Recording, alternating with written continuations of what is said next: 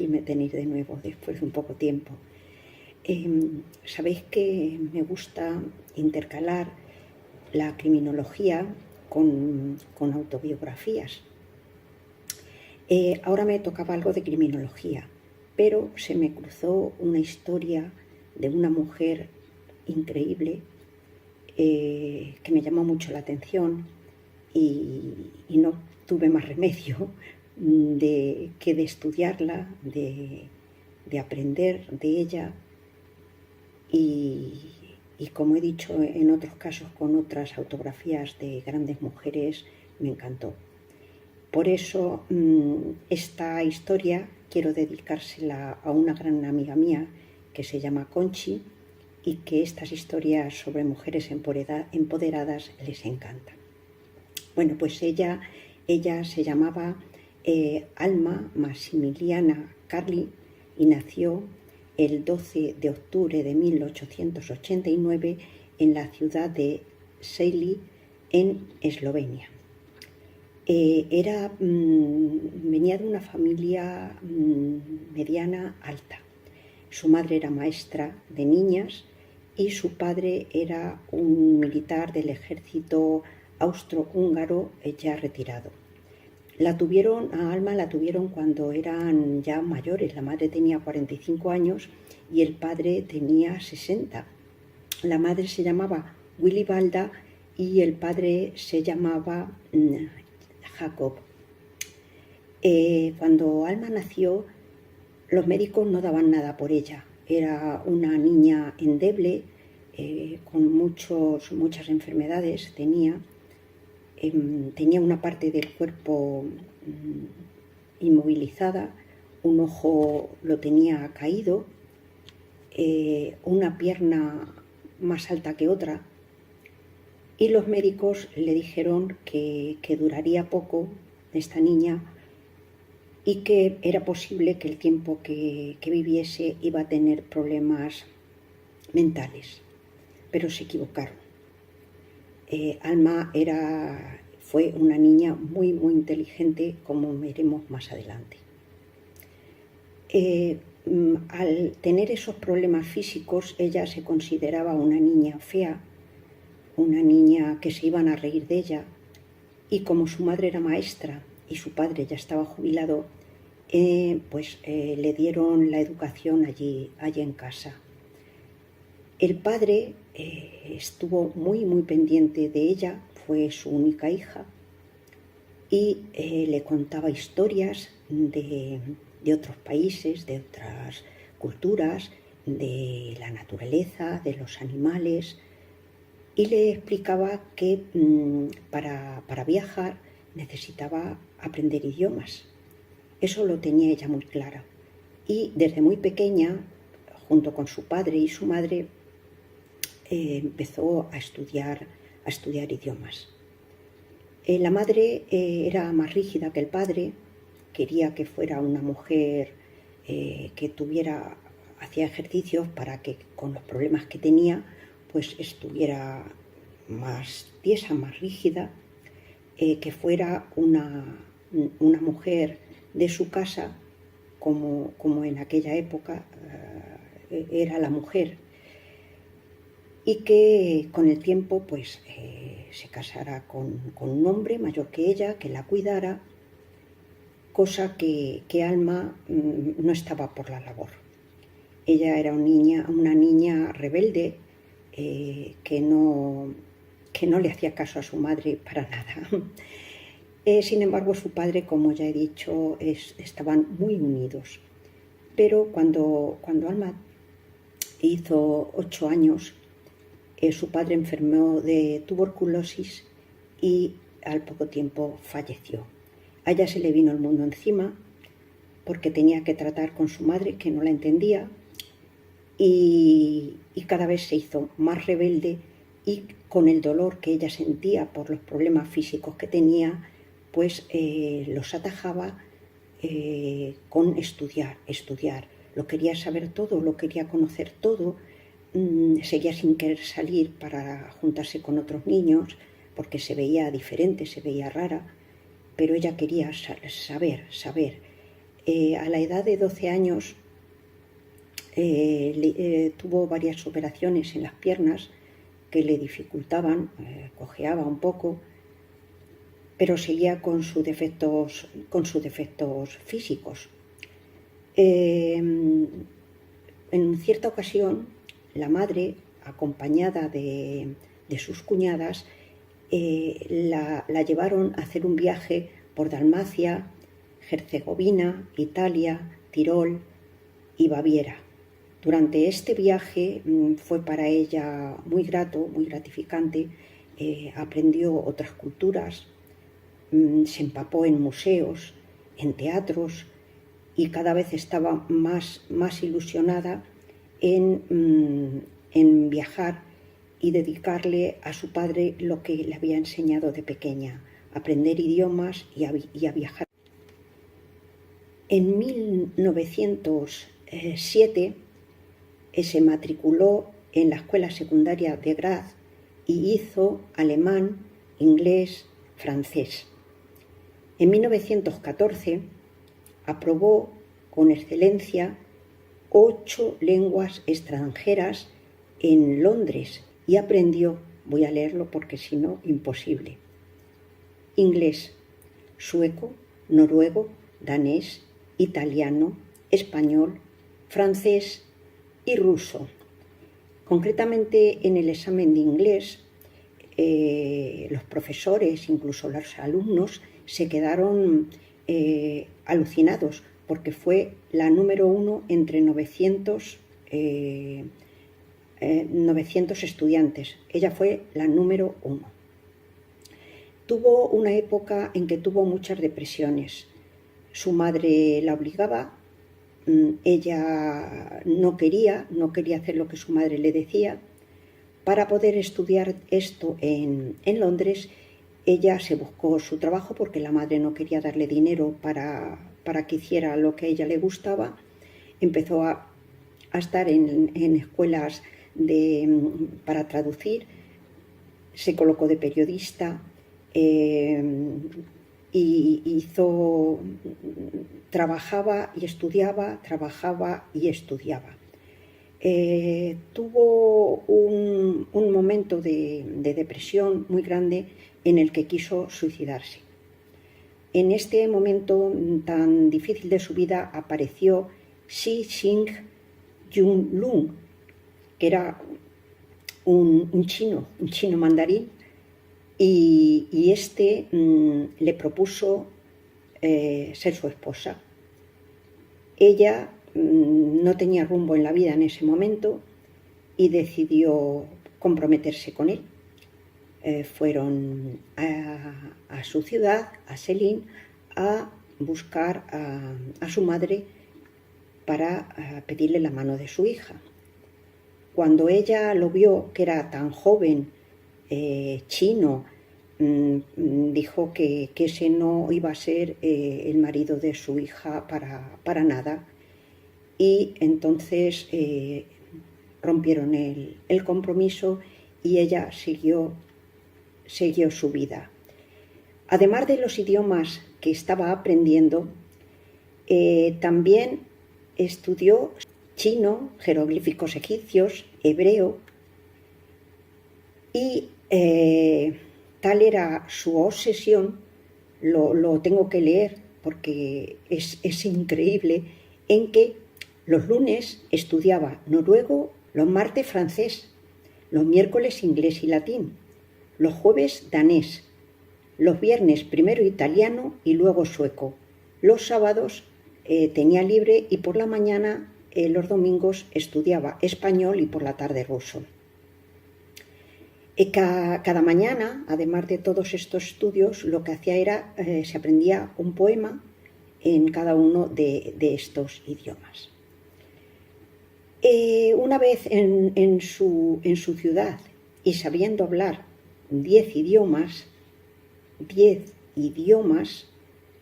estamos a principios del siglo XX, y decidió, en honor a su padre, hacer un viaje ella sola por el mundo.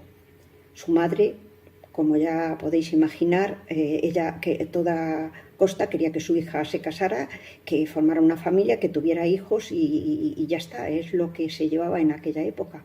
Pero ella no quería eso, ella sabía que era diferente. Además de estudiar todo esto, ella estudió la naturaleza, aprendió a dibujar.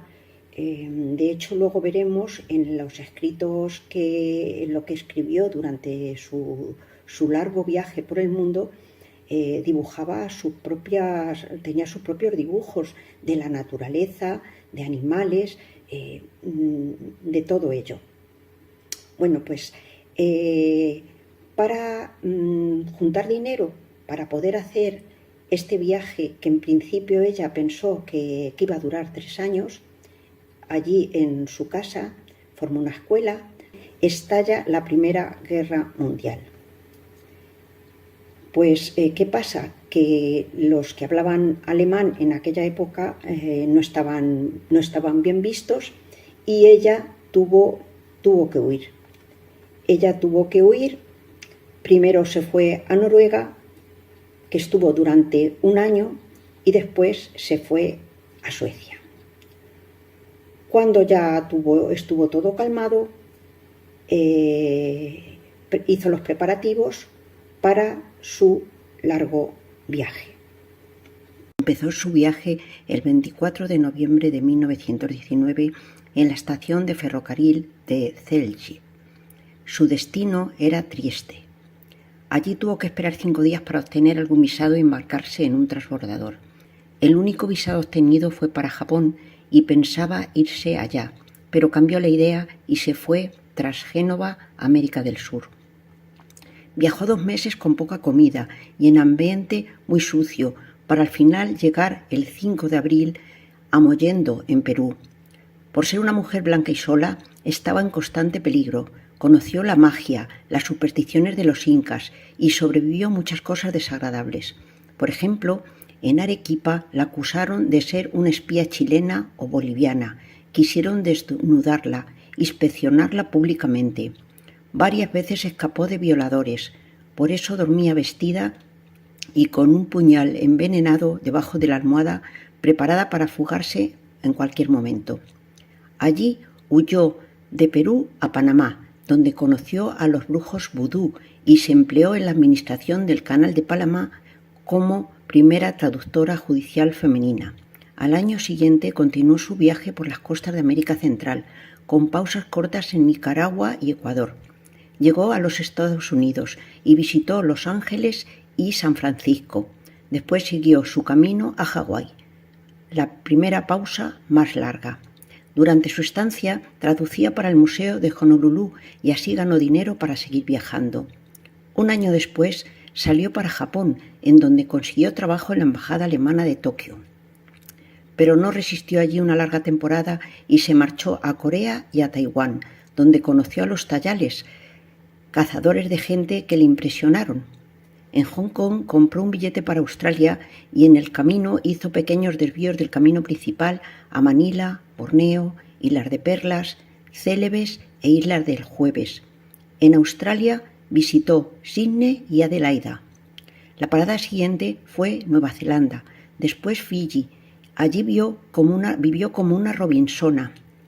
Enfermó de malaria y consecuentemente se encontraba melancólica, tensa, sin voluntad. Sin embargo, continuó su odisea a Nueva Caledonia, Nuevas Hébridas, Islas Salomón, Islas Carolina, Islas Marianas, Nueva Guinea y Molucas. Al lado del lago Sentani, en Nueva Guinea, se encontró al borde del mundo conocido hasta aquel entonces. Nadie había puesto pie en aquellos lugares hasta su llegada. Aunque se encontró con caníbales varias veces, afortunadamente sobrevivió a sus encuentros. Regresó por Indonesia, Célebes, Java y Sumatra a Singapur, tras Burma a India, que fue su última pausa de mayor duración. Vio Calcuta, Agra, Delhi, Lahore, Madrás y Karachi, donde dio una ponencia de paz y recibió por ella una condecoración especial. De Karachi, tras Adén, Puerto Sudán, Puerto Saíd, Venecia y Trieste, regresó a casa a petición de su madre moribunda en enero de 1928, pobre y enferma. Mientras que estuvo en su viaje que duró 8 años, ella tomó nota de todo lo que iba viendo, de la cultura, de la mitología, de la magia oculta.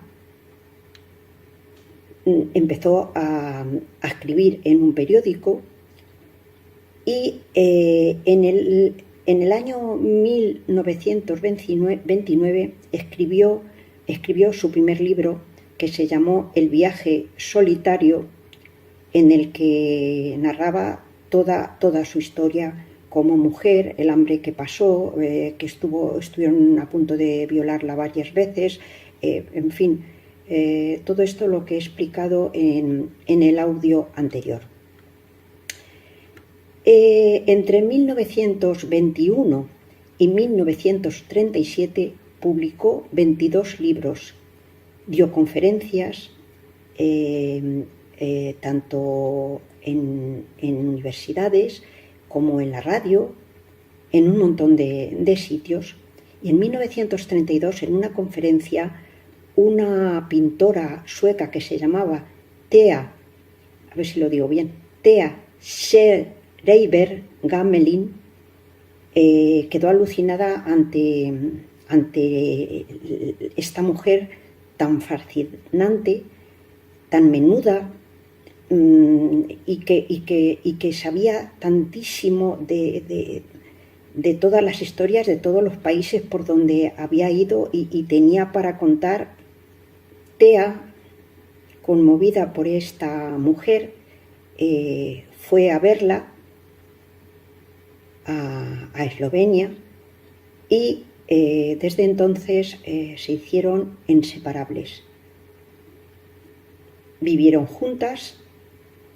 Thea era 17 años menor que Alma, pero se llevaban fenomenal, se entendían muy bien, las dos eran muy cultas.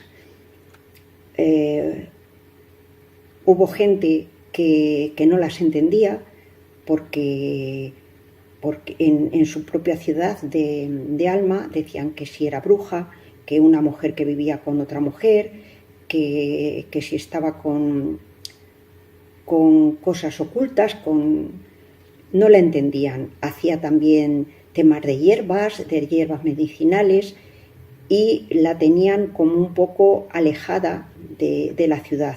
De hecho, tuvieron que irse a vivir a lo alto de la montaña, a las afueras de su ciudad, porque, como digo, no las querían.